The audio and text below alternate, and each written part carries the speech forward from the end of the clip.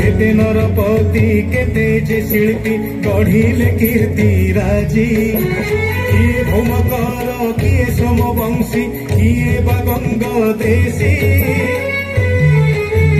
केते जे मंदिर केते जे विहार केते केते मुखशाला केते कारीगरी केते चालुकला जितने सारा देश रे सारा राज्य रे एवं जिला मानकु अंचलर लोक महोत्सव बढ़ी बढ़ी जाऊला 10 वर्ष करि पालु नै तेणु ए वर्ष विलंबर हेले मध्य करिया पई निष्पत्ति हला प्रयागनगर उद्योगी कार्यकर्ता माने याकू मुंधेले एवं जो गुणात्मक मानर आज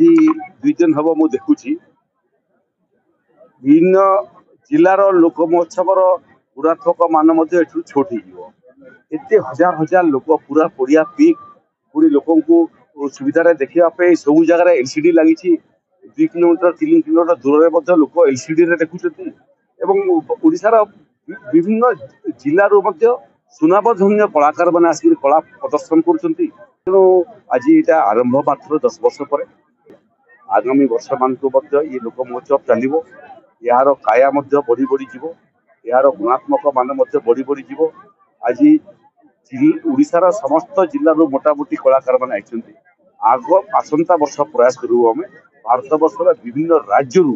बड़ बड़ प्रतिष्ठित कलाकार मैंने ब्रजानगर आसवे और ब्रजानगर लोक महोत्सव नृत्य एवं संगीतर कला प्रदर्शन करेंगे।